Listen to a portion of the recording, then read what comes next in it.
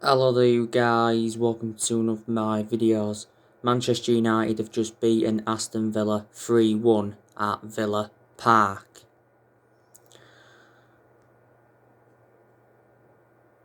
Very good win for Manchester United.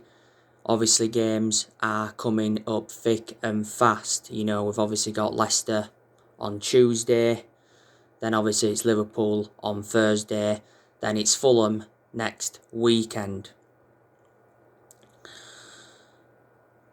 I thought it was a pretty good performance by Manchester United today. I thought we definitely started the game well, played with a lot of intensity, we pressed well, got in some very good positions.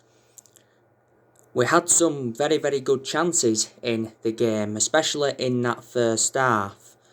Luke Shaw, he had a very good chance in the first half. It was lovely.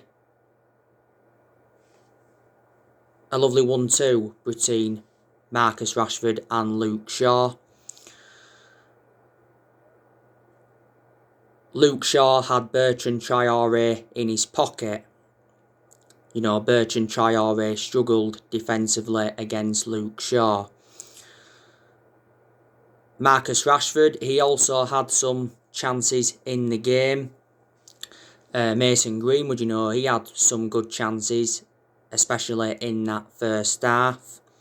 Bruno Fernandes also had a chance. As the game went on in the first half, you know, Villa got into it. I thought they pressed well at times.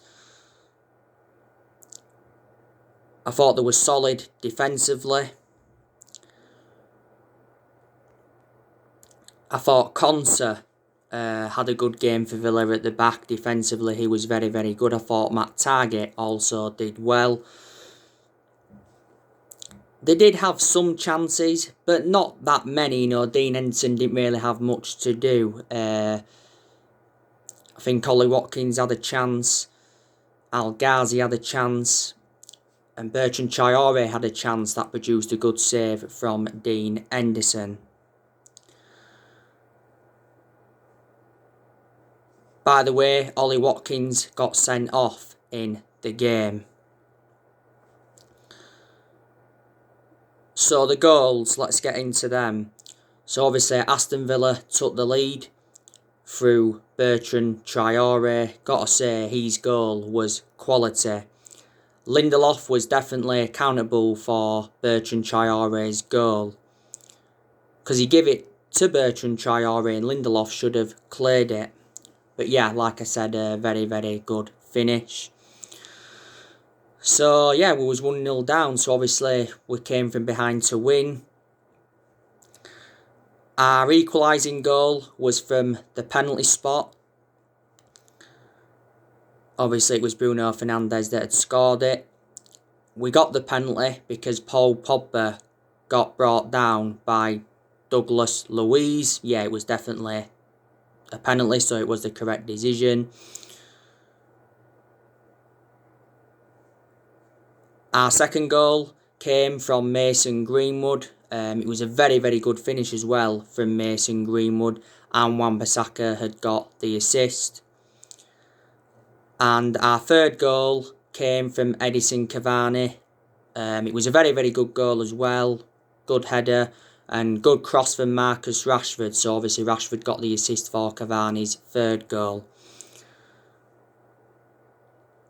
Yep, Cavani again making an impact from the bench.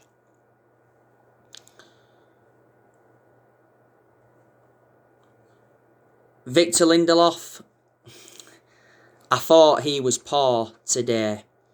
He was very careless and he got caught out quite a few times.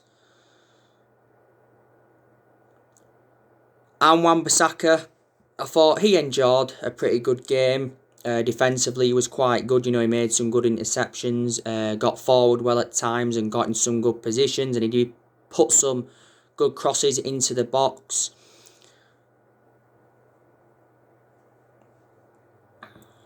Luke Shaw, like I mentioned, he enjoyed a very good game. had a lot of enjoyment on that left-hand side. You know, he showed some good attacking intent, Shaw. You know, got in some very good positions, you know, provided that width. Luke Shaw's had a very, very good career at Manchester United despite his injuries. You know, he's been at the club now over 6 years.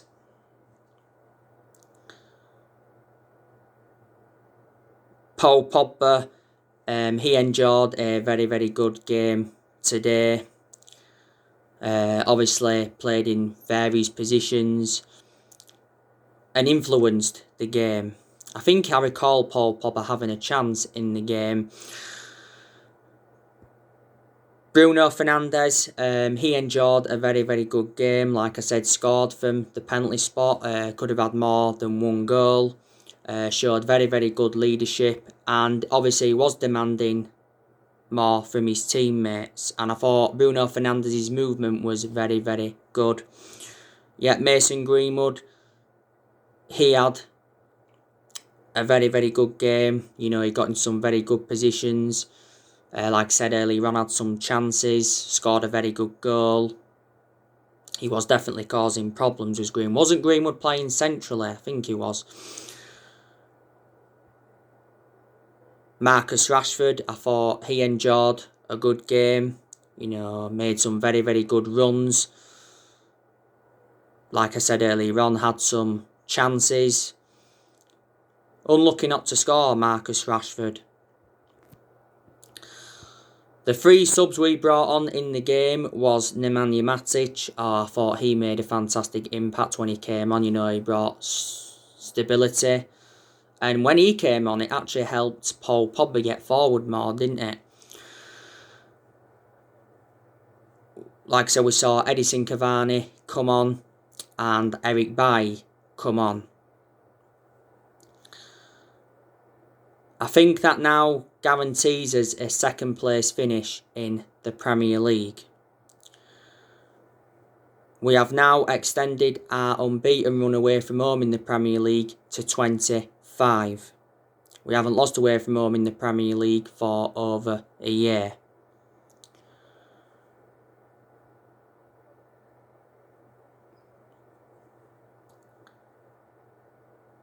And we're enjoying a very, very good period at the moment. From a Villa perspective, they'll be very, very disappointed because they certainly did have their moments in the game.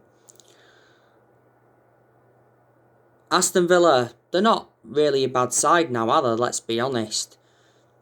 Obviously, they brought a few players in last year that has obviously changed them around.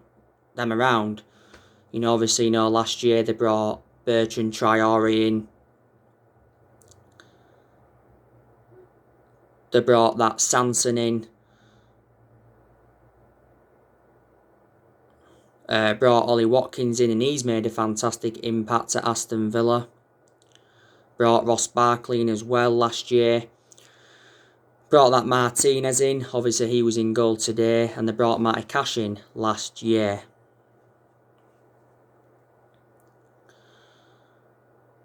Villa had some players missing today. Obviously there was no Jack Grealish. He was out with injury and Jack Grealish is definitely one of their key players. Man United have been relentlessly linked with him. Sanson's obviously been injured and Trezeguet has been injured.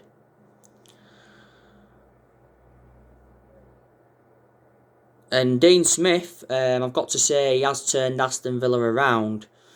He's been Aston Villa manager now for quite a few years.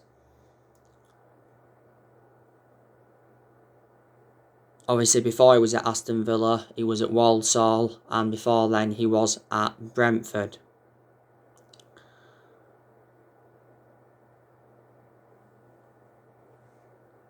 We haven't lost to Aston Villa at Villa Park since 1995. That's 26 years ago now. We did beat Villa last season at Villa Park 3-0. We're beating them at Old Trafford earlier on this season 2-1. That was obviously on New Year's Day. Villa haven't beaten us since 2009.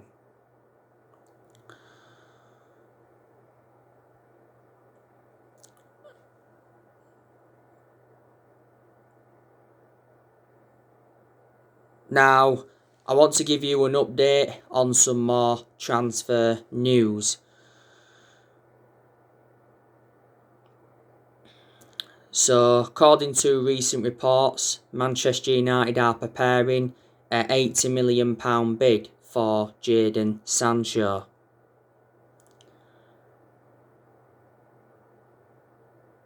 Jadon Sancho has admitted that he's unsure where his future lies.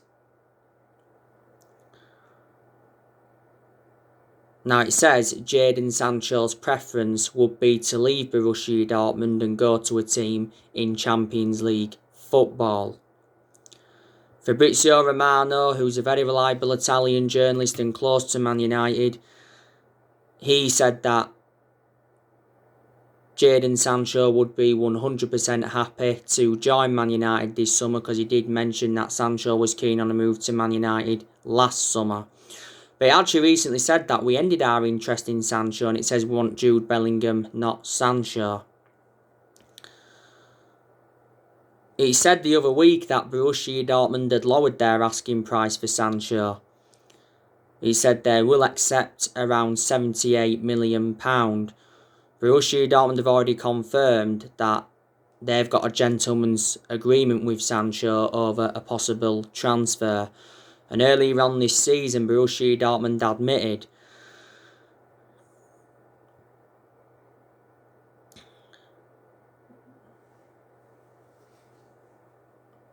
that they'll sell Jadon Sancho for the right price this summer, and Borussia Dortmund's CEO did reveal that the club will discuss exceptional offers for Sancho. Chelsea are in for him. Liverpool have been in for him, but I think they've now dropped their interest. Earlier on this season, he said that we was preparing a £50 million bid for Sancho. Before that, he said we paused our transfer pursuit of Sancho due to the progress of Mason Greenwood. Last summer, Jadon Sancho was our number one priority target. And Sancho to Man United last summer was extremely close, because obviously the personal terms had been agreed, the agent fees had been agreed, and even a contract had been agreed. But the main explanation we didn't get him is because we was reluctant to meet Dortmund's £108 million valuation. We was only willing to pay so much up front. Dortmund made it clear to us last summer that we had until the 10th of August to sign the player. We missed out on that deadline, so Sancho remained at Dortmund. Fabrizio Romano spoken a lot about the Sancho saga, and so too was Bill's Christian Falk. Analysing the vast majority of Sancho's career at Dortmund, he's been very, very consistent. Dortmund paid just £8 million for him from Man City, and he's under contract with them until 2023. Now, I want to delve into some news on Harry Kane. So, Harry Kane is ready to ask Tottenham to listen to transfer offers this summer.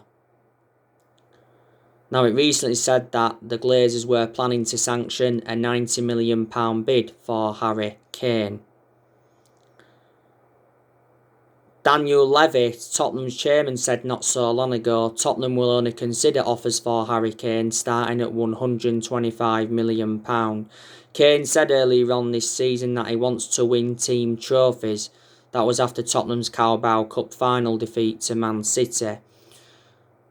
And he said earlier on this season that he wants to leave Tottenham if they fail to qualify for the Champions League, and he's decided that he wants to stay in the Premier League if he decides to leave Tottenham.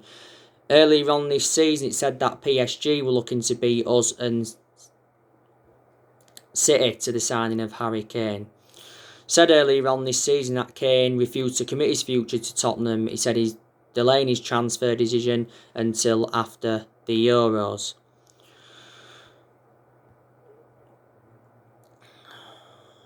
And David Ornstein, he spoke about Harry Kane earlier on this season, didn't he, as well?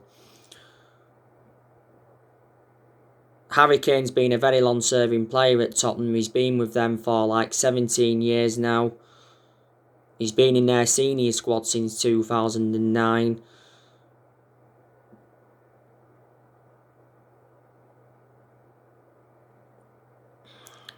You know, he's got a contract with Tottenham until 2024.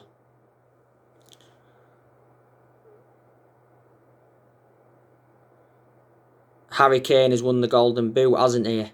A few times, reflecting on his good performances. Before Harry Kane was at Tottenham, though, he had loan spells and that, didn't he? You know, he had loan spells with Leyton Orient, Millwall, Norwich, and Leicester.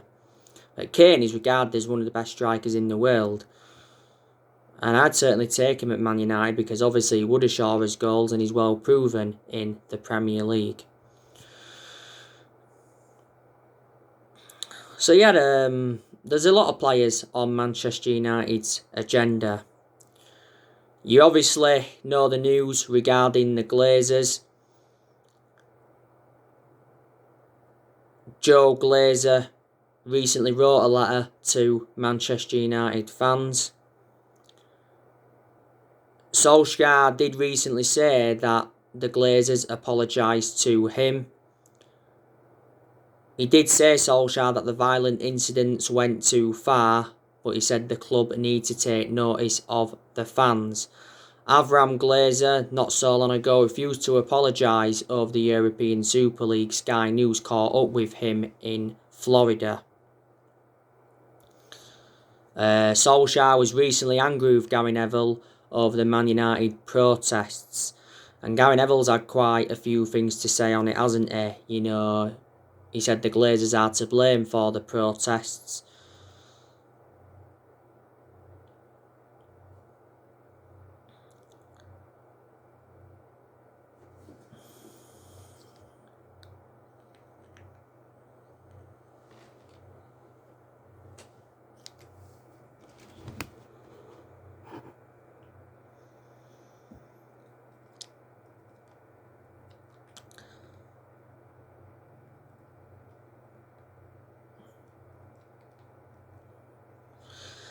And he said a few other stuff as well. He said it was a peaceful protest. That's it. I just nearly forgot, you know, the other things he said. By the way, Man United are planning a second protest against the Glazers. Obviously, the game against Liverpool last Sunday got postponed because hundreds of our fans went inside Old Trafford and invaded the pitch to protest against the Glazers. Obviously, we know the Liverpool game has been rearranged for Thursday.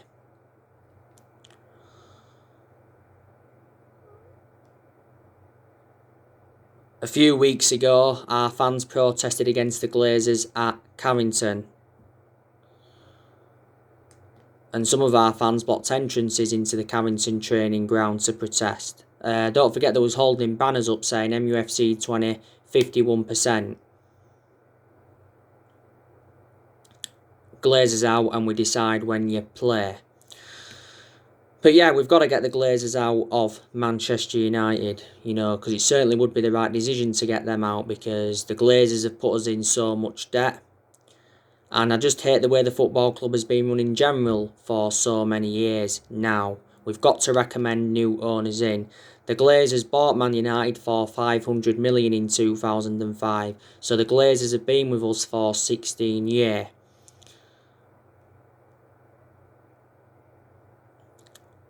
It recently said the Glazers could be forced to sell Manchester United, but for only £4 billion. And it said before that the Glazers have got no intentions of selling Man United, to reflect on that, they're here to stay. Solskjaer said a few weeks ago that the Glazer family will not sell Man United, and before that, Solskjaer told protesters that Joe Glazer loves the club. Earlier on this season, Joe Glazer released a statement apologising, didn't he, over the European Super League. Because obviously the Glazers were planning to ditch the Champions League for the European Super League. Obviously, you know the news regarding Ed Woodward, don't you? It got announced quite a few weeks ago now that he resigned as Manchester United Vice Chairman. He will stand down at the end of the year. I presume all United fans were delighted with the news regarding Ed Woodward, because we've been critical of him for a long time. Ed Woodward has had a 16-year association with Man United. Not so long ago, Ed Woodward's home got attacked by masked protesters.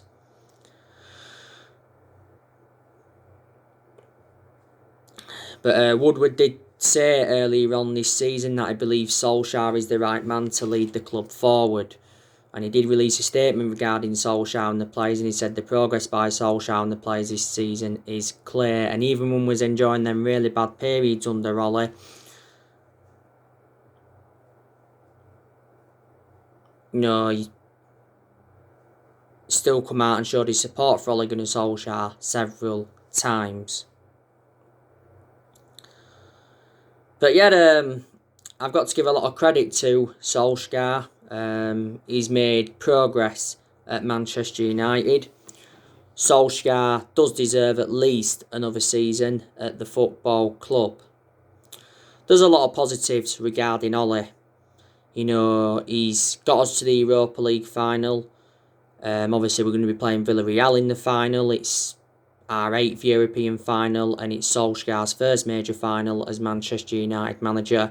We've got a very good chance of winning the Europa League.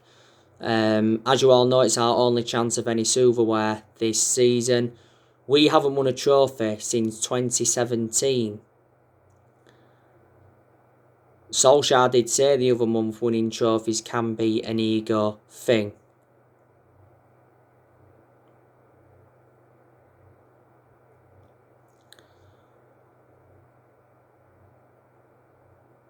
We got to the Europa League semi-finals last season. We lost 2-1 to Sevilla, and we won the Europa League back in 2017 under Jose Mourinho because we beat Ajax in the final 2-0.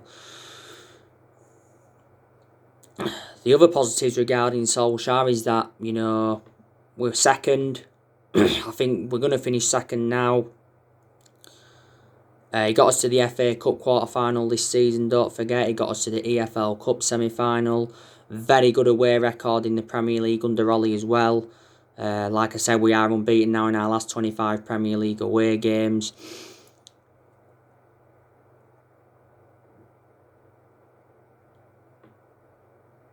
Ollie did well last season, his first full season at the club. He guided us to 3 semi-finals, got us qualification for the Champions League, and got us a 3rd place finish. He has made good signings as Manchester United manager. He's spent almost £300 million. You know, he's got rid of a lot of the deadwood since he's come in. I like the way that Ole has promoted the youth, and he's beaten quite a few big-name managers as Manchester United manager. So, yeah, they are the positives regarding Ole. I do have my concerns about him as well, though. But I can assure he is our best manager since Ferguson. I presume there's a lot of Manchester United fans that are Ole in, and they believe that he needs more time at the club. Obviously, a lot of United fans have demanded Ole Gunnar Solskjaer out of the club. They've criticised him. Obviously, they've got the reasons why, they have been demanding him out.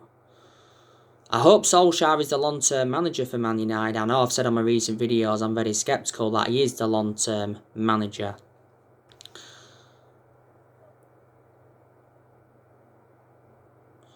Solskjaer hasn't got a proven pedigree as a manager, but that doesn't mean he can't succeed as Manchester United manager. At the end of the day, Solskjaer knows the club through thick and thin. He endured 11 years as a player for Man United, and he flourished under Sir Alex Ferguson's guidance. Solskjaer knew when he'd taken over as Man United manager it was going to be a massive job, despite him knowing the club through thick and thin.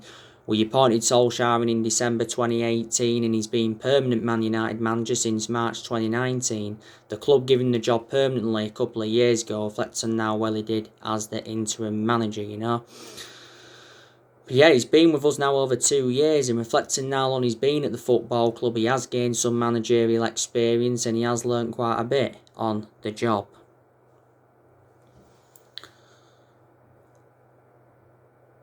Solskjaer is aware of how big the summer transfer window is going to be for himself and Manchester United in general.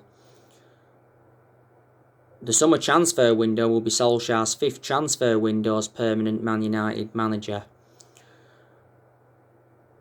I'm expecting us to do very good business, and I think we'll make around 3, 4, maybe 5 signings in the summer transfer window, and I've already identified the areas in the squad where we need to strengthen up. Solskjaer's already made it clear that he wants good backing in the summer transfer window, and you know what, I'm expecting him to get the backing he deserves, because we've got John Murtough, he's our director of football, you know, we've got Darren Fletcher, he's our technical director, and obviously we've got Matt Judge. You know, Matt Judge has been part of the club now for a long time.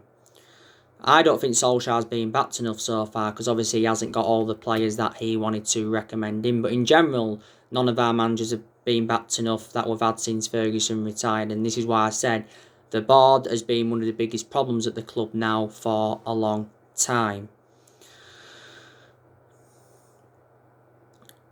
We'll never replicate what Ferguson did at the club, and no one will last as long as Ferguson did. But it's just good now that we are seeing consistency under Ollie. You know, Ferguson endured, 26, 27 years at Man United. You know, he won 30-odd trophies, including 13 Premier League titles. So reflects on that, Ferguson brought success to the club, but he didn't settle in straight away, Ferguson, because he didn't win out in his first 4 years at Man United.